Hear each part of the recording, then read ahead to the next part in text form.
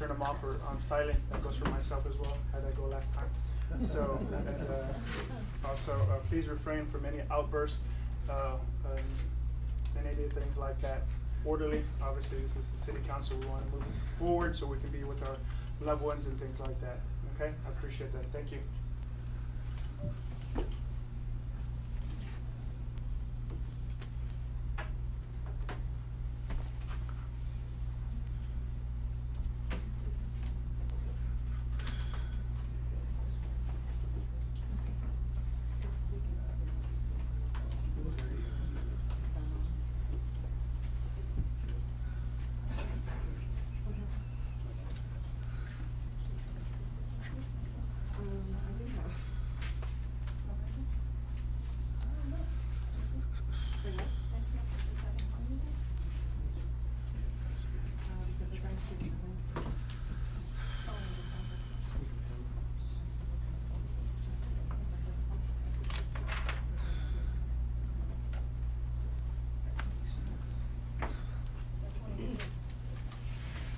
Okay, we're gonna call the meeting to order at 6:30 p.m.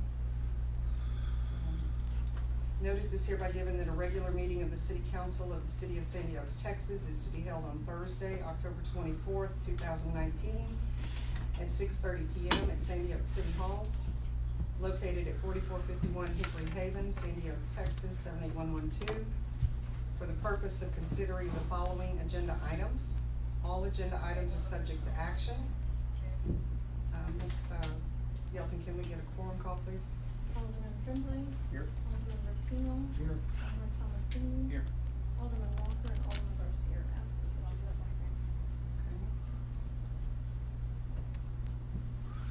Okay, all stand for pledge of allegiance.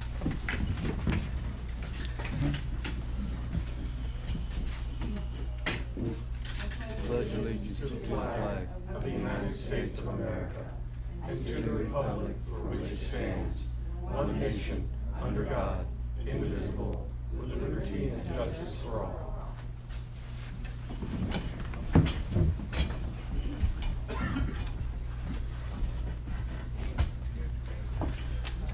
Item 3, citizens to be heard. Please note that the Texas Open Meetings Act prohibits the City Council from responding, commenting, or discussing items or topics during this portion of the meeting that are not included on the agenda. The City Council appreciates hearing from citizens, and your thoughts and questions are valued. However, civility and a sense of decorum will be strictly followed. All speakers must address their comments to the City Council. Speakers shall refrain from public criticism of members of the City Council that are prohibited by law. This item will be open for up to 30 minutes, with 3 minutes to each speaker. One person may speak on behalf of a group. Up to 3 persons may register on behalf of the group in order for the spokesperson to be allotted up to 9 minutes to speak. If there are more than 10 speakers, each will be given 2 minutes or 6 minutes for a group spokesperson. First person up is Grace Alvarado.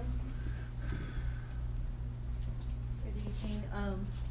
I wanted to take this time to address the council and document my statement. Not too long ago at our previous meeting, Mr. Fillinger was allowed to give a statement regarding an issue that was brought to his attention, questioning eligibility to run for alternate. He did not mention any names, partly due to the fact that it was not published. In my case, the statements made against me and other candidates were published.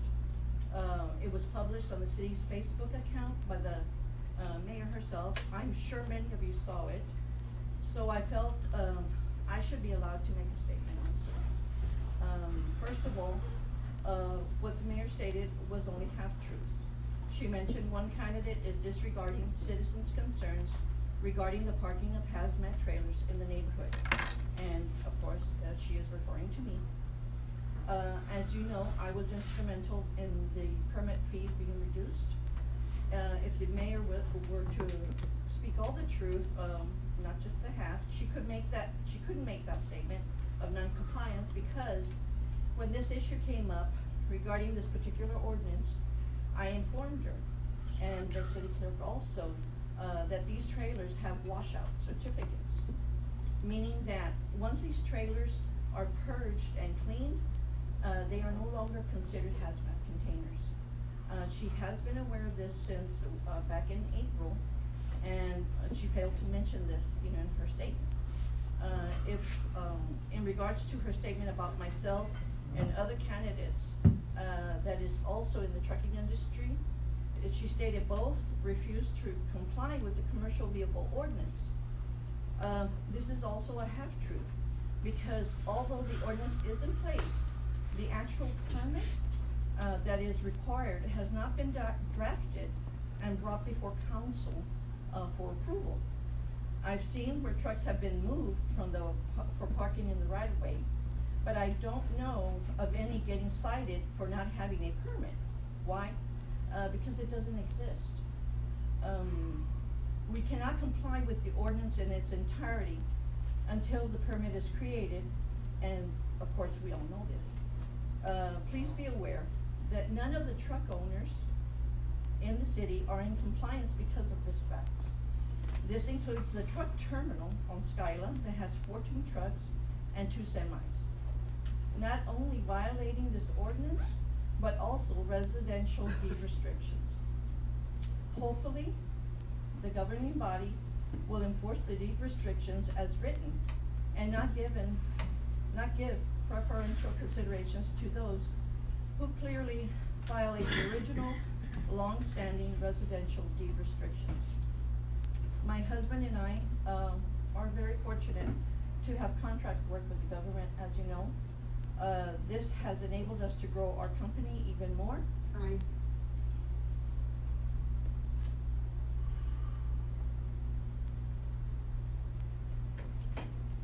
Next up is Comrade Alvarado. I owe my time to Ms. Grace. So that's enabled us to grow our company even more. So plans for a terminal are in the works, and it won't be in the middle of the city. As you know, the mayor is endorsing the other candidates. 2 are sitting council members, and they are Mr. Rapino and Ms. C.J. Walker, and the other 2 are Mr. Yelton, the clerk's husband, and the other a previous council member, Mr. Fillinger. In my opinion, she is knowingly misleading the community while promoting the other candidates. The council members, in my opinion, should speak up regarding the truthfulness of her statements. If it were me, she was endorsing on the city's social media, I would be concerned about what kind of message this is sending to the citizens. I would be concerned that the citizens would think I could not stand on my own merits. I believe a mayor who wants a fair council should remain neutral. In my opinion, having all their signs on her lawn is sufficient. As one political science professor, Ms. Rugley stated, it all comes down to transparency, perception, and whether it causes divisions that could affect governing. She mentions their accomplishments and experience, and this is acknowledged and appreciated. But none of them came to office having prior experience as aldermen. They learned as they went. Anyone can acquire new knowledge and participate in making sound and common sense decisions. Of course, there are legalities to consider when implementing these decisions. Those can be answered by our city attorney. Being a member of city council is not something to be intimidated by. As long as we have the desire to serve, we are transparent and truthful regarding our actions, and we make the commitment to do what is best in the best interest of the citizens of the community. We can and we will succeed. Thank you.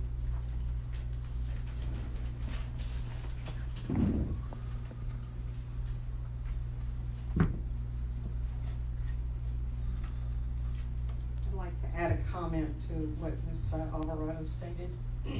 The city does not have a Facebook page. They have no social media sites.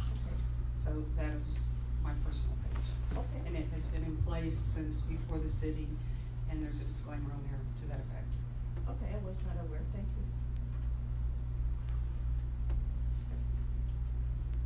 Item 4 on the agenda, consent agenda. All matters listed under consent agenda are considered routine by the City Council of the City of Sandy Oaks and will be enacted by one motion. There will not be separate discussion of these items. If discussion is desired, that item will be removed from the consent agenda and will be considered separately. We have 3 items on the consent agenda. Excuse me? Go ahead. We have 3 items on the consent agenda. Item A, approved minutes from the September 26, 2019 regular city council meeting. Item B, approved minutes from the October 10th, 2019 regular city council meeting. And item C, approve August 2019 invoice number 1220 from Hassan and Ortiz, not to exceed $5,596.70.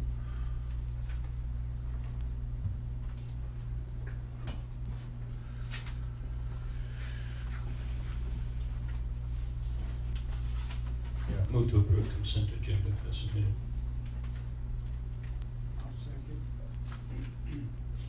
We have a motion by Alderman Tremblay to approve consent agenda as presented, and a second by Alderman Rapino.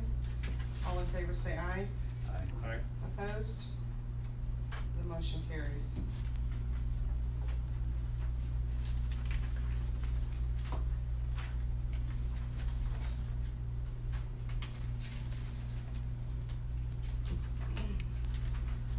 Item 5 on the agenda are announcements. The first announcement has to do with an update on the VIA MTA Proposition B. So, last week it was revealed to Mr. Fox and myself that there is a potential financial obligation to the city should the proposition, the voters vote to abolish the VIA tax through Proposition B. The amount that was, and it's strictly a draft number, there's more work that needs to be done on that, but the number presented to us in draft format was a little over $1 million. Mr. Fox and I met with VIA last Thursday to review these potential charges and also discuss some possible service options that may be available out here. And we do have 2 gentlemen here from VIA, Leroy Alloway and Peter Abuelo are here. One thing that will be happening, and you'll have to let me know, are you doing a mail drop or are you doing door hangers? Door hangers. Okay, I'm gonna tell you that's probably not gonna work. You're not gonna be able to get to people's doors.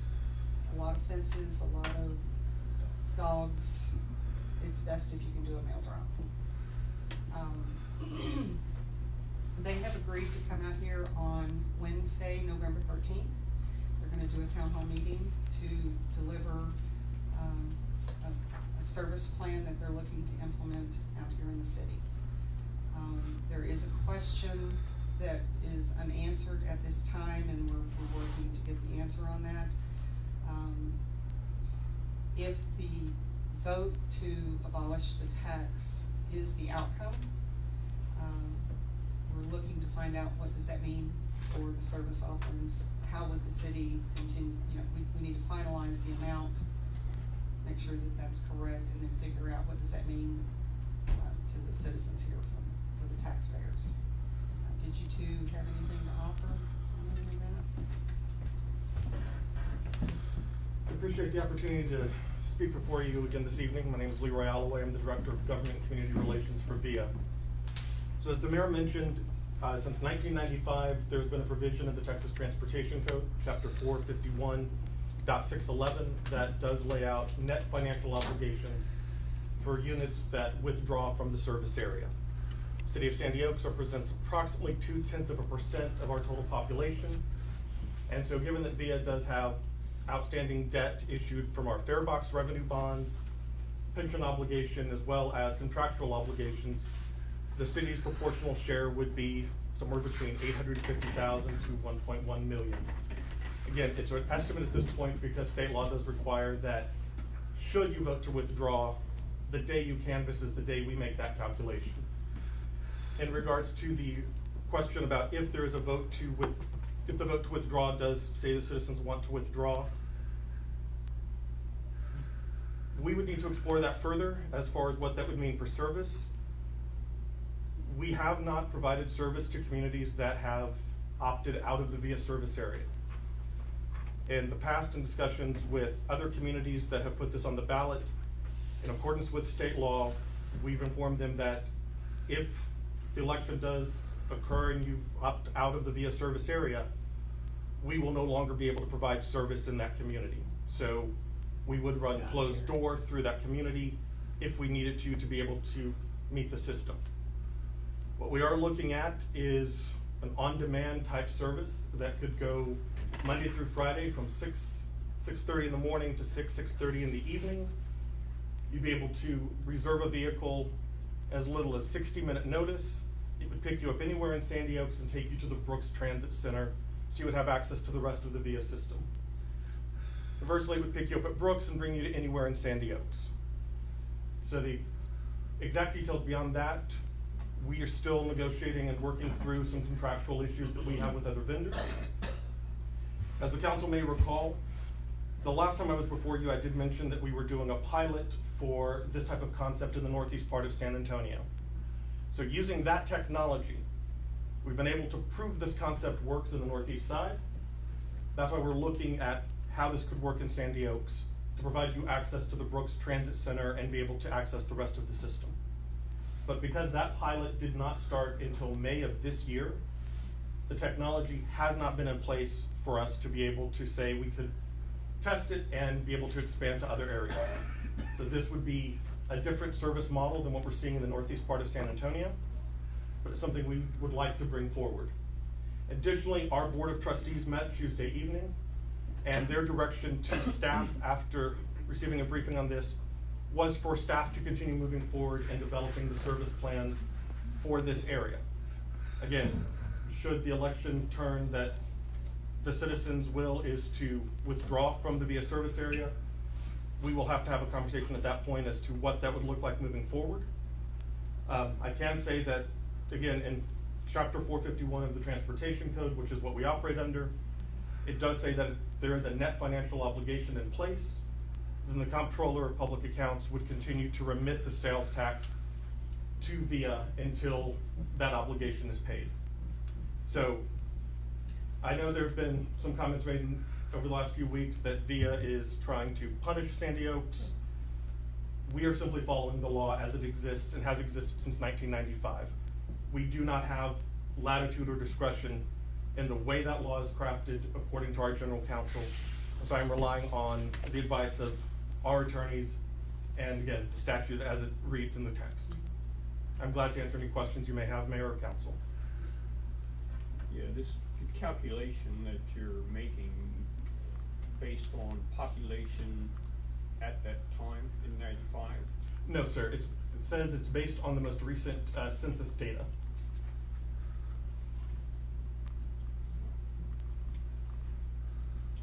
And we talked about this the other day. We don't have current census data, but what we do have is the ACS, which is a Correct. component of census, which is an estimate, and they're stating that our population is 4,615. Yes, ma'am. During our meeting, we did hear between 3,600 to 4,000 residents. So, again, that would factor into the ultimate equation. But 451 does spell out every component that we have to include in looking at the financial obligation, and including assigning that proportionality based on the percentage of population compared to the rest of the service area. And the question that I have been asked is how, if no service has been provided and no infrastructure is in place, how is the calculation justified? And the statute is quiet on that point, Mayor, as we discussed. The statute does not distinguish between areas or aspects of the service area. So again, that is just reading the statute as it exists in the Transportation Code. Okay. Well, I know that we'll probably be having even more conversations over the coming weeks or days and weeks, so we'll fine tune and make sure we have a good understanding. Of course, until the election is canvassed, we won't know what the outcome will be. So the way the language is written on the ballot, it is a little bit confusing, but it had to be written that way because that's how it was presented back in 2014, which is as, it's by statute, Yes. okay. That states that, should the MTA, I don't have it in front of you, this is basically, Shall the should VA MTA Metropolitan Transit Authority service be continued in the boundaries of the city of San Diego? Yes, and so, originally, based on prior knowledge, the answer that we were pushing for was against, but now it needs to be for. So it's kind of turning it around a little bit, but we won't, again, we won't know until, after the election. But we do have the meeting scheduled for the 13th, and Yes, ma'am. you guys are working on the mail out that will go to everybody in No, Sandy Oaks. Correct, and I will clarify with our marketing group tomorrow morning that we need to look at a mail out instead of a door hanger. I think when we had met, we had talked about a door hanger, but we will definitely take that comment back to them. Yeah, it does not work, I'm telling you, this, mail outs is what will get to everybody. And I do have the list I can share with you. Thank you, Mayor. Okay, thank you both for coming. Absolutely. You're free to stay or you're free to go. We'll stick around for a few minutes. Okay, item 5B, the first complete count committee, which is part of Census 2020, has a tentative date scheduled for 10/29. I think Alderman Rapino, no, Alderman Tomasini is trying to coordinate that on behalf of the committee. It will be an open meeting. What I don't know, Cassandra, is, because it's really for the census, it's not a city, there's not necessarily an agenda that we would have to publish, but we might have to publish something about, a possible. If there is a forum that may be in attendance. Okay. You have any questions on that? But no notice of the meeting, just notice of a possible. Correct, no notice of a meeting, just notice of possible quorum. Okay, item 6. Let's start with item C, which is the tinting. It's discuss and possible action on tinting city hall windows and related cost. With the rearrangement of everything that's happened here, the glare coming through the windows, for Catherine specifically, is a challenge. It makes it difficult for her to see her screen, but also for safety purposes, tinting the windows is recommended. And at $60 a window, there's a total of 5 windows to be tinted, and the cost would be $300.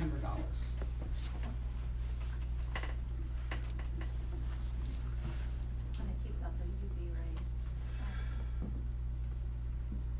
No one would be able to see in during daylight. Of course, the opposite, they could, but we close the blinds anyways. Okay. And it would be these Or, and and the one in the marshal's Well, office. can't you Okay. just keep the blinds closed? So you don't need the tinting? I like to look outside sometimes. Yeah.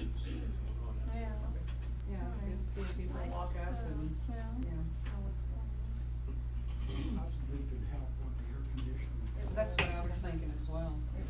And if I recall, this is the kind that's mirrored on the outside and Exactly. dark on the inside? Mhm. Okay. So that would reflect, the heat. Did they say how long it would take for them to do something like this? They didn't, Shouldn't I take would too think, terribly long. I would just need to find the keys. Yeah. I just need to find the keys to get these They do. on. Okay. Yeah, shouldn't. Move to approve, cost not to exceed, $300. Second. Okay, we have a motion by Alderman Tremblay and a second by Alderman, Rapino to approve the tinting of the windows not to exceed $300. All in favor say aye. Aye. Alright. Opposed? Okay, the motion carries.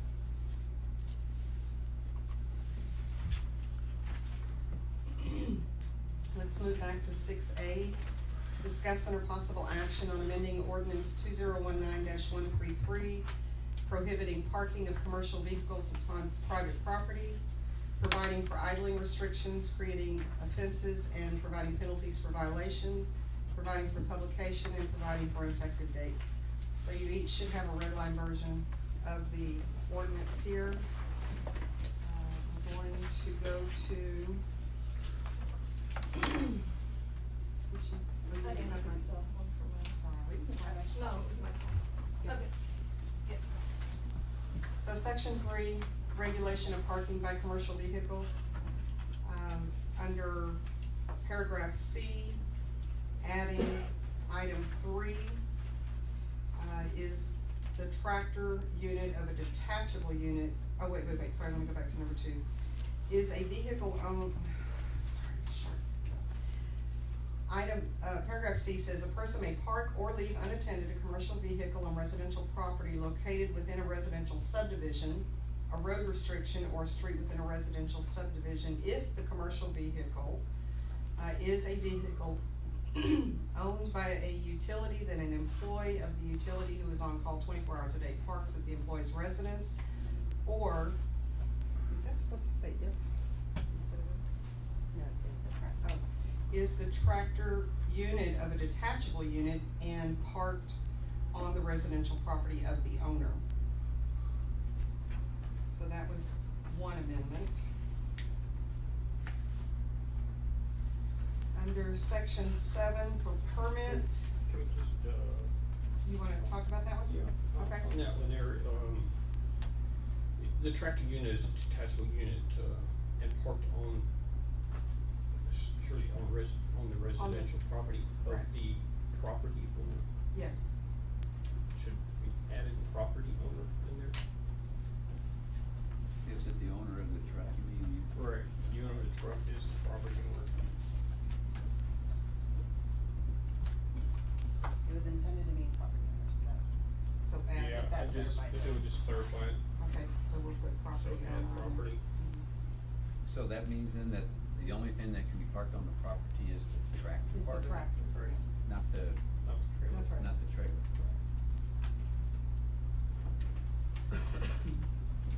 Why would you not allow the boats?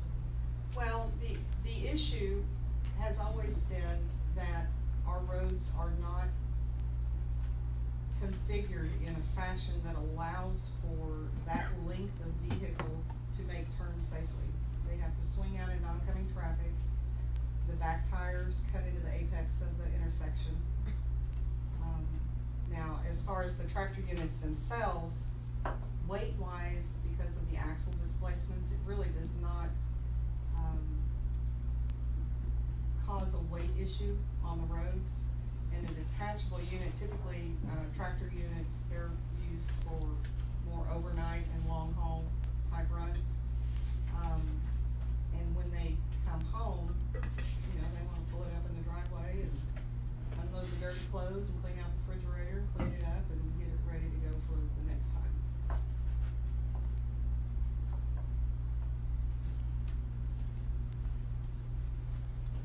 Let's keep going. I think he jumped over. Definitions. Oh. Definitions.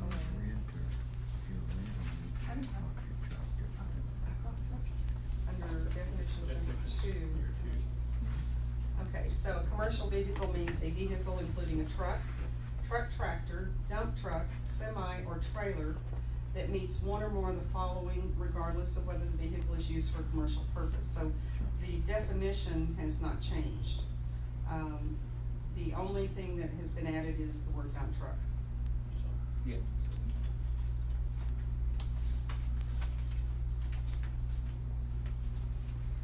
Hey, are you good with section 3?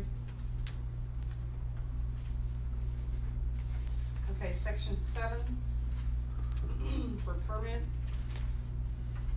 The permit fees,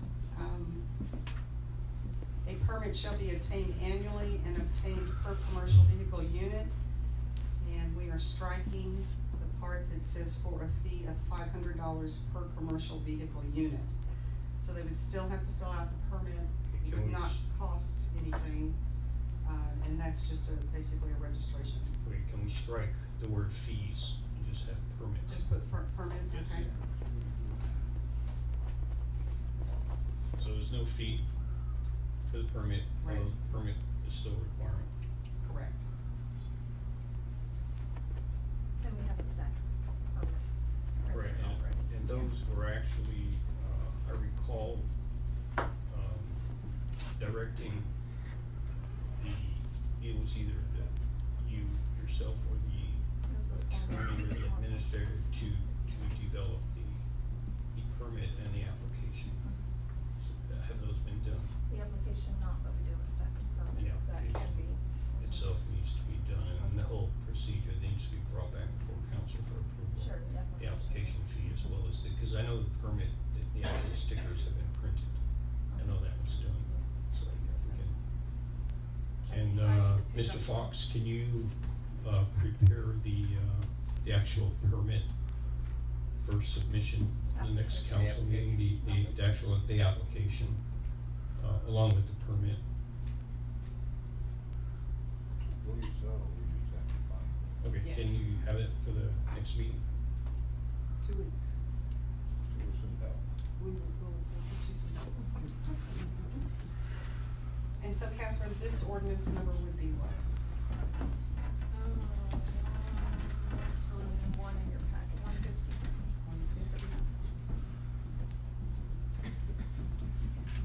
So those are the only two changes to, well, 3 changes, adding the word dump truck to the definition. And then section 3, paragraph 3, and section 7, section B.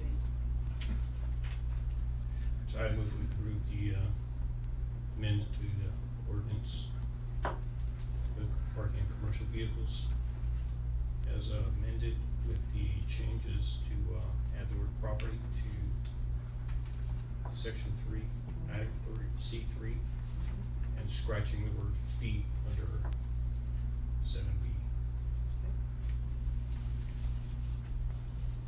So we have a motion by Alderman Tremblay to approve, the ordinance, which will be 2019-150 as amended. We have a second? I'll second. We have a second by Alderman Thomasini. All in favor say aye. Aye. Opposed? The motion carries. There's just one footnote, that you know there is a penalty section here, so if you don't. Right, let me Yes, it'll have to be published. And that's identified.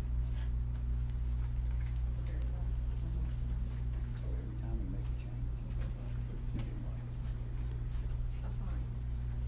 There's no fee applies now, but a fine's a Fine, yes. Item 6B, discussing a possible action on an ordinance providing for procedures for the adoption of city ordinances. This is presented by Alderman Rapino and Alderman Walker. I'll let you discuss that. Yeah, I brought this, ordinance, I think, early in September, maybe late August, I don't remember exactly. There was concerns about it. Maybe that it,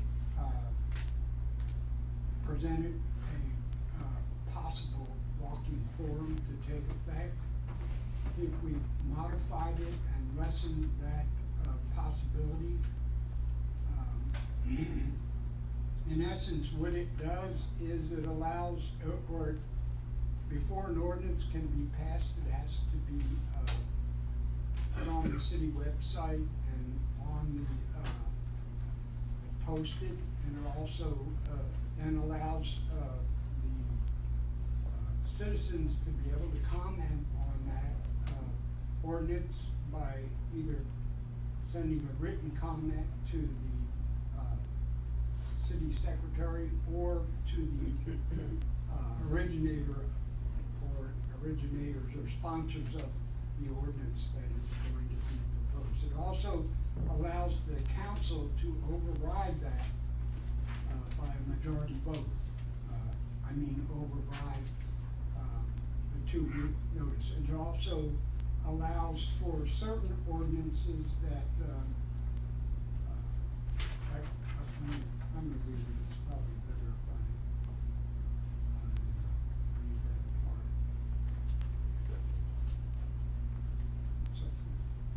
Section 3, on the back.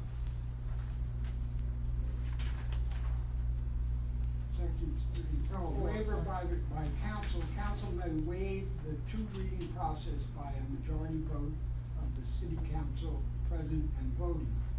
Exceptions, the following ordinances shall not require 2 readings under this ordinance: calling an election, adopting a budget, ordinances adopted to comply with state law, adoption of tax rate, and those waived by council.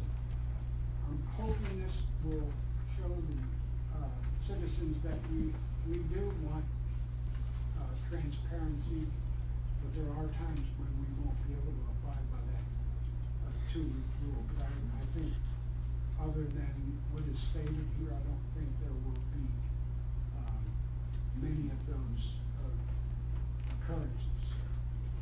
So I do have a question on the waiver by council. So what is the procedure? Well, the procedure would be the first time it is presented, someone could move that the 2 reading. So it'd just be a motion Yeah, by motion someone on and- the council to waive the. Yeah, and then it will take a 2/3 vote, or a majority vote, I'm sorry. Under the exceptions, I mean, I was against this to begin with. I know you were.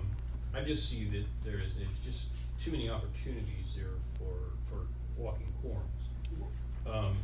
I just see it, as soon as the email starts, you see stuff getting out on social media, there's a danger there.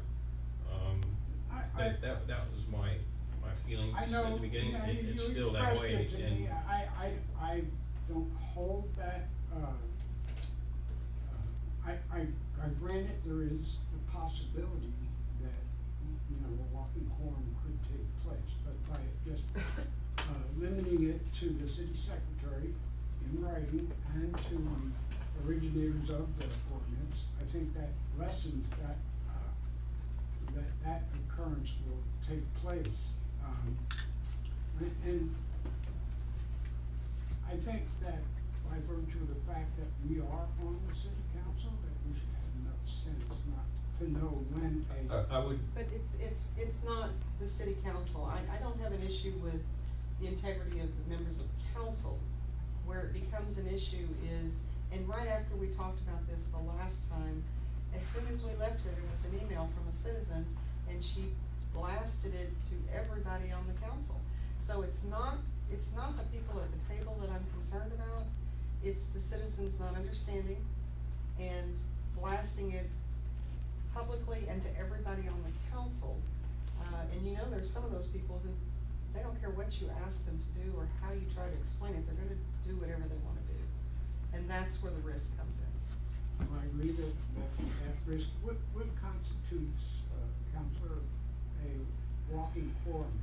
Does it have to be discussion between, citizens, or does it have? 2 council members, more than 2 Yes, council more than members. 2, So yes. that's the reason, that you have 2 individuals placing items on the agenda, no more than. Well, then 2. why And- would a citizen sending emails to all the council people make a quorum? I mean, that's. Because I then we. Well, don't how do see you know that either. who's talking to who? That's the issue. If it goes out to everybody, you pick up the phone, you call him, he's already been on the phone with him, and he's been on the phone with Walker. How do you manage that? I mean, how do you know that that's happening or not? It can be just a matter of discussion or knowledge of information pertaining to, Well, the knowledge will be pertaining that to the influence ordinance a is vote. already presented, so of course there would be knowledge. Correct. No, but knowledge of any, there could be, input, that would maybe sway your vote. How do And I- if it went to everyone, then that, actually, I think that would, would constitute four. And what if it went to every, if it came from a citizen and went to the entire council, that wouldn't create the walking forum, it would be. When discussion takes place. Yes, so if in the case that one of the aldermen contacted another alderman, if that alderman already talked to another one, that alderman has the responsibility. And I do see of plenty of saying, opportunities here for exceptions. There are a few things that we could possibly change that would sway my, Like, what are those? first, as far as the public providing written comments, I think they should only go to the city clerk. And the clerk would in turn pass them And how do to, you control it? what do you mean? How do I control it? The comments from Yes. the public? If an individual has input on a particular item, if you're doing the 2-week reading, and they want to submit something pertaining to that, and it would go to But how do you- Catherine, how do you and control Catherine would, them?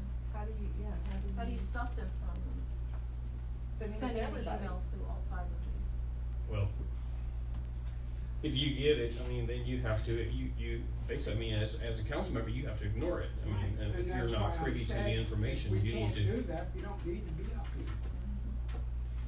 And with or without the ordinance, the public can still contact everyone. It doesn't Sure, matter if the ordinance is in exactly, place, right. so- Exactly.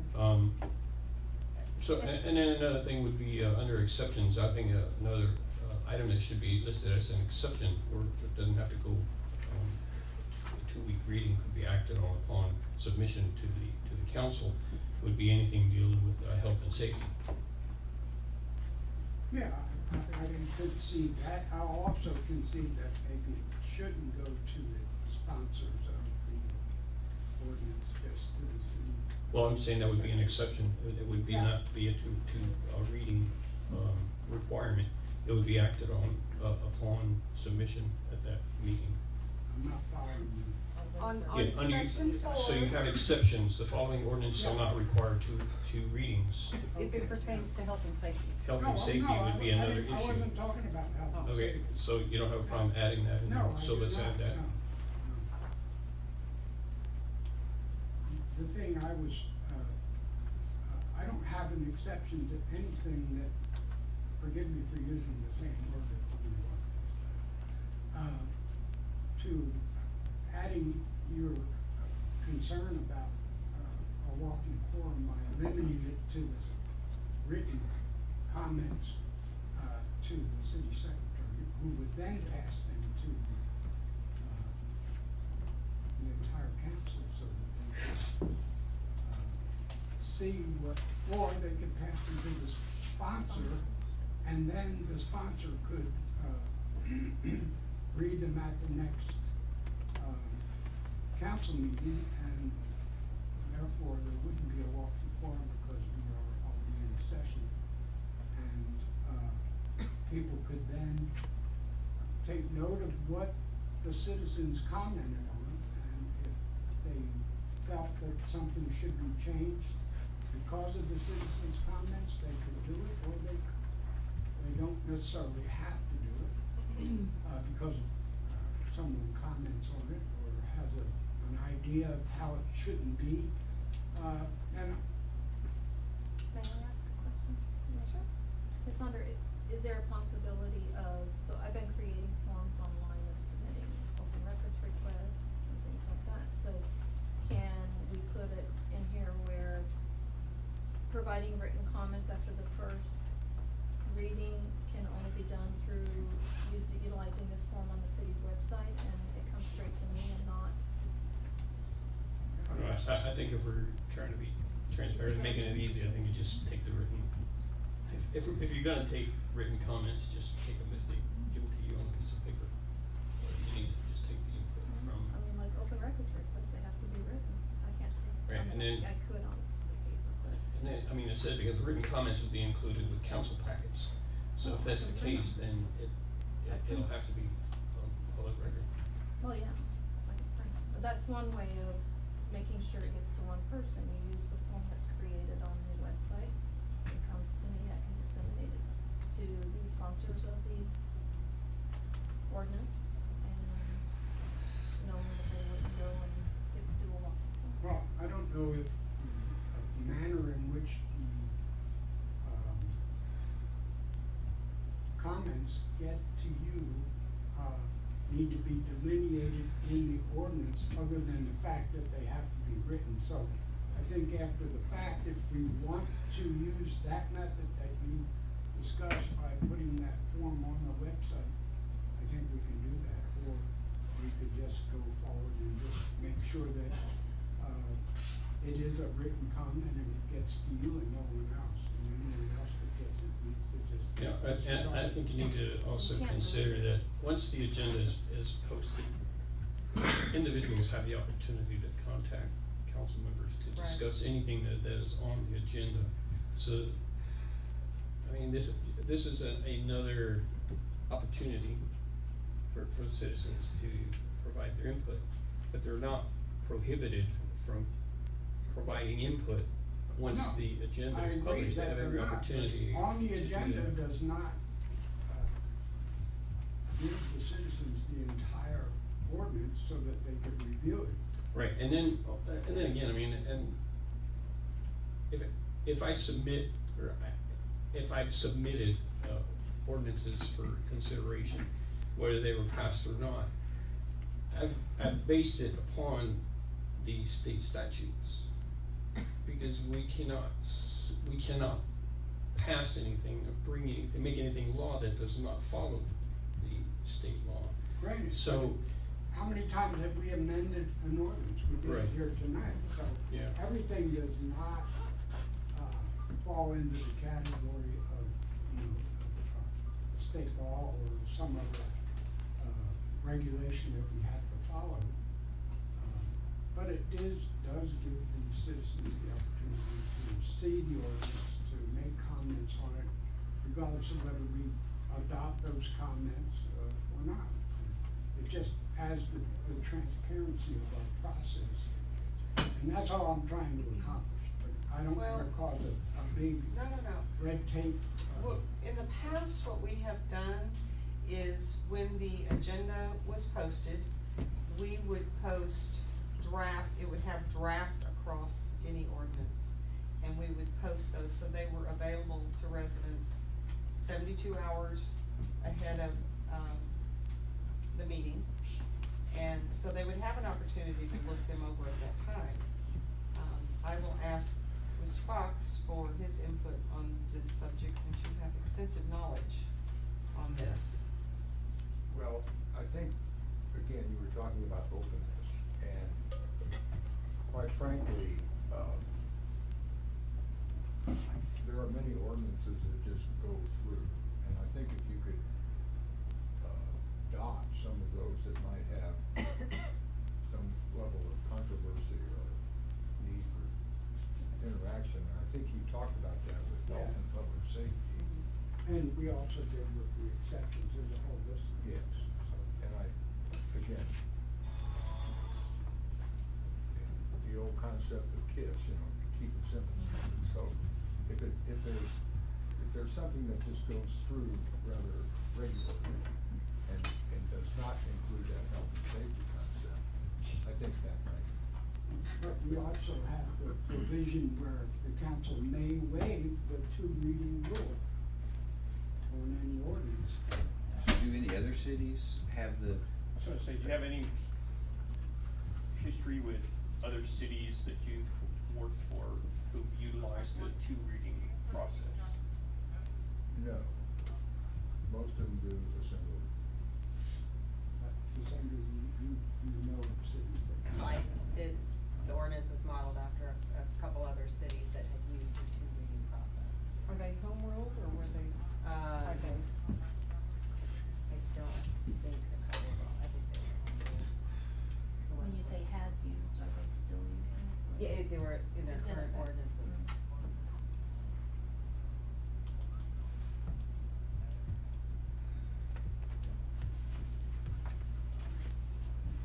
So I'm going to make a motion that we accept the ordinance with the addition of the health and welfare under exceptions, and that we limit the,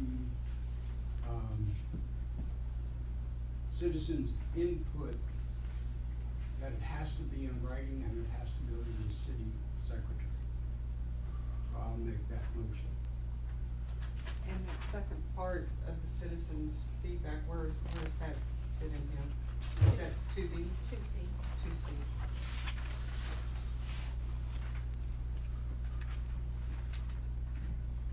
And we'd have to, But it says or to the ordinances sponsors. yeah, and if like I'm saying, applicable. we take that part out. So only to the city clerk? Yes. And then further, So we would strike or to the ordinances sponsors and if applicable, co-sponsors.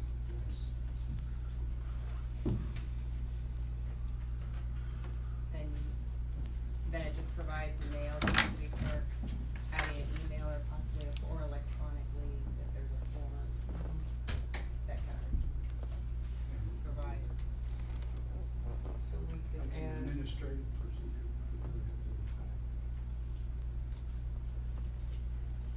so if we strike or to the ordinance sponsor and if applicable, co-sponsors, strike that, add the word or email address provided within the link to the proposed ordinance. Strike it all. Public may provide written comments either by email or regular mail to the city clerk.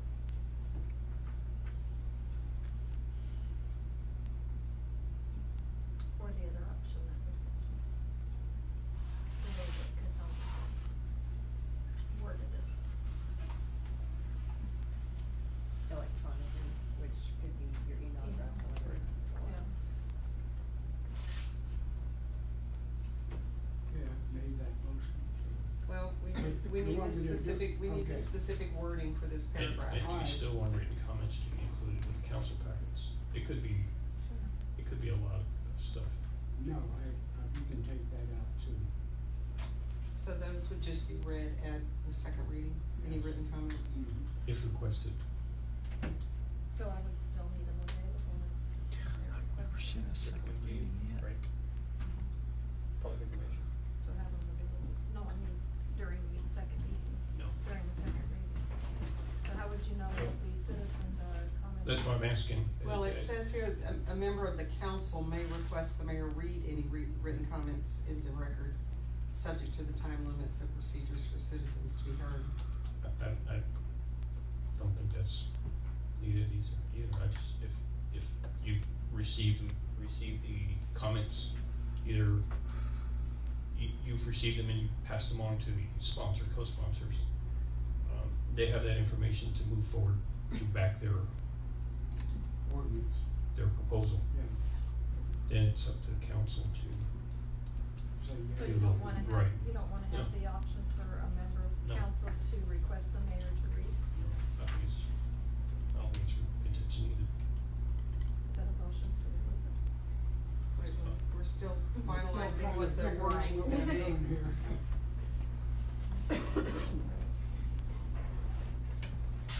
So basically, I'm moved that, item 2C, just read, the public may provide written comments either by email or regular mail to the city clerk or by the link provided on the city website. Sounds good. And you're going to also, That was a motion for that change. okay. So we made a motion for the other change, adding the health and welfare. And to add health, we'll do that as well, and to add health and welfare as an exception, Section 4. section 4 under exceptions. Health and welfare, you also Health and safety. Health and safety. Pretty much yes. hand in hand. Okay, How do you want it worded? Health and safety. Health and safety.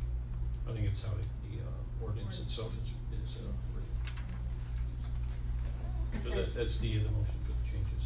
Okay, so we have a motion by Alderman Rapino to approve ordinance 2019-149 with the amendments as presented on section 2C and section 4. I'll second. Okay, we have a second by Alderman Tremblay. All in favor say aye. Aye. Opposed?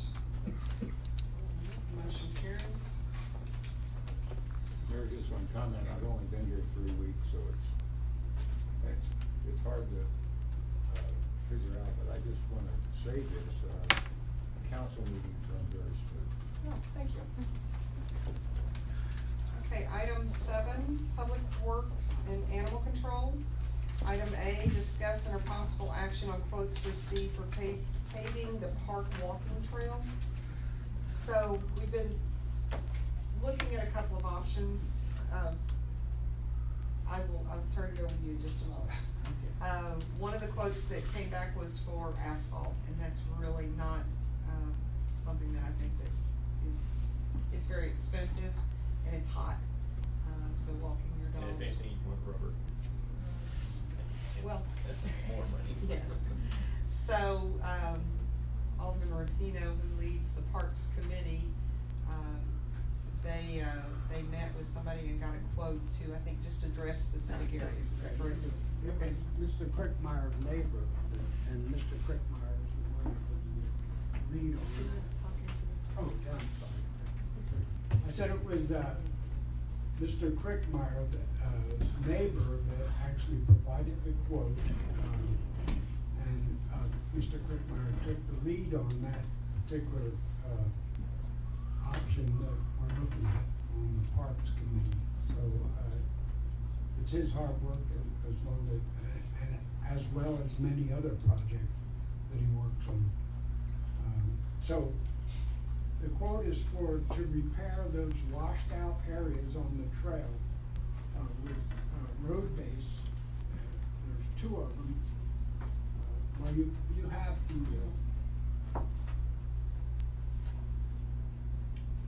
quote, repair spots on walking path 10 by 50 and 10 by 90, that's 2. And roads of 3/4 inch to 1 inch base to use to repair the path. The paths, bad spots will be scraped up and redone with new base. And the damage on that is $2,000. Is the 3/4 inch to 1 inch small enough to? It's what we have on there now. It is. Yeah. I know, I'm familiar with the area you're talking about. I've been out there several times with Chris. Yeah, I'd just be concerned if is that enough? Cause that, because of the dip where it's at, it's gonna continue to get washed out. I think you need more base, I would think. No, I'm not really into road construction. Didn't we talk about putting a drain pipe, in that one particular area where it continues to wash out? To the council, I would say, well, let's just do what we have now, and if it starts to wash out, it would be a simple matter to trench it and drain pipe in later. And I wonder if building up those areas would affect the flow and we might not have that problem. It's become a swale and a berm from, off-road vehicles going around curves. And it just all needs to be pushed back to where it originated from and stiffened up a bit with some new base. And that's just my opinion. We'll, we have to consider the budget of the park, et cetera, et cetera. Yeah, we have some other projects coming up, but I don't wanna waste the $2,000 if it's not gonna work either. But that walking trail originally was 20-something years ago. I think what's caused that damage wasn't so much washout, was vehicles driving on it. And now that we've stopped, and we'd have to get Chris to stop driving with the 4-wheeler as well on it. But the amount of vehicles that were riding on it really caused the damage. Right. I think walkability could be improved, since now you don't have. Yeah, there's no way of driving on it And anymore. the sand will go, because a lot of that those areas are sandy. Right. And he's saying he's gonna scrape all that up. Is this not a pile of base that's out here near those poles, or is that sand? Oh, it's been used. It's all been used. That's where our park currently is. So I'll make a motion that we accept the park committee's, recommendation that we pave those, bad spots on the walking path with the road base on 3/4 to 1 not to exceed $2,000. Okay, we have a motion by Alderman Rapino. We're not to- saying paid, right? No, it's not paving, it's just repairing. So we have a motion by Alderman Rapino to accept the quote from DNC Services, to repair the spots on the walking path as presented. Do we have a second? We have a second from Alderman Tremblay. All in favor say aye. Aye. Opposed? Motion carries. And we are going to adjourn at. May I just make Hold on. Yes. one quick comment? We met with the San Antonio River Authority, 2 representatives. Oh, wait. So, that's not on the agenda, so let me adjourn and then we can talk. Okay. We're going to adjourn at 7:30 PM. And, if people would like to stay, I think Mr. Fox has something he'd like to share. Yes, just a quick note.